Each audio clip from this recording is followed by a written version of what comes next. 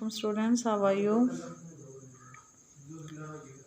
Students, we have finished this chapter in our previous lecture. Today we will find out the answers to the questions. I have written all the questions and answers.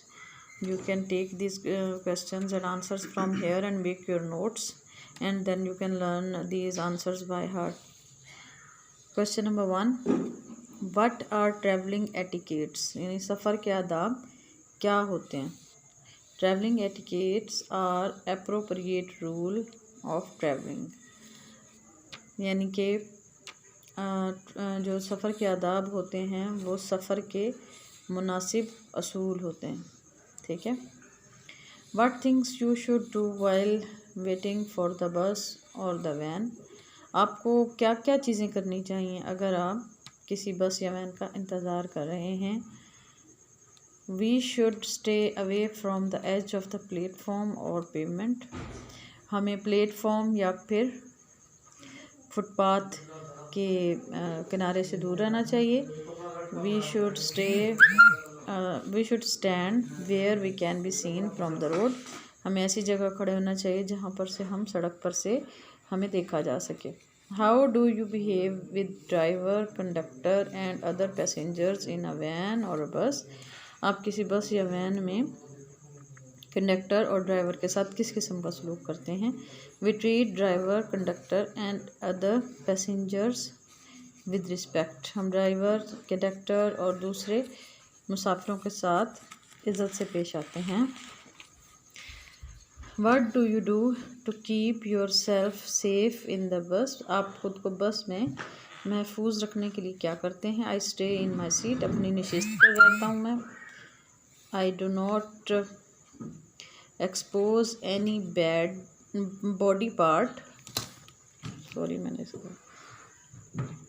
Y नहीं लगा. Any body part outside the window. मैं खिड़की से अपने जिस्म का कोई सफाई नहीं निकालता.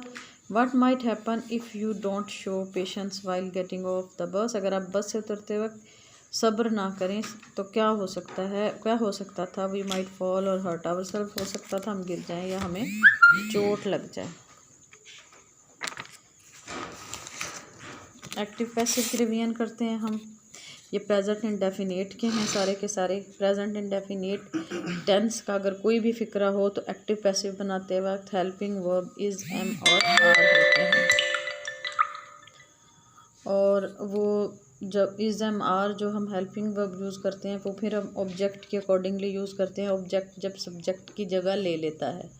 ही drinks juice. Step by step समझने की कोशिश करें. सबसे पहले स्टेप में हम क्या करते हैं, ऑब्जेक्ट को स्टार्ट में ले आते हैं. उसके बाद हम हेल्पिंग वर्ब लगाते हैं. हेल्पिंग वर्ब सब्जेक्ट ऑब्जेक्ट के अकॉर्डिंगली होते हैं जो कि सब्जेक्ट की जगह ले चुका है.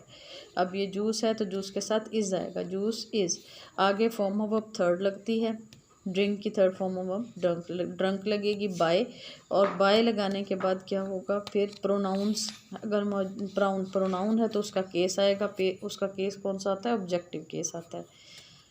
ये मैं आपको पहले भी बहुत दफ़ा बता चुकी हूँ. तो ये इसके स्टेप्स हैं. ही drinks juice. Juice is drunk by him. He does not drink juice. The juice is not drunk by him. Does he drink juice. Is the juice drunk by him. They take exercise. The exercise is taken by them.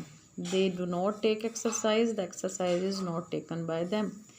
Do they take exercise? Is the exercise taken by them? She sings a song. A song is sung by her. She does not sing a song. A song is not sung by her. Does she sing a song? Is a song sung by her. आपने घर पर भी active passive की practice करनी है और आपने ये क्वेश्चन आंसर्स याद करने हैं और होमवर्क में ग्रीडी डॉग स्टोरी लिखनी है और रिटर्न होमवर्क के तौर पे फ्राइडे को सबमिट करवानी है. तब बहुत ज़्यादा ख्याल रखिएगा. अल्लाह हाफिज़.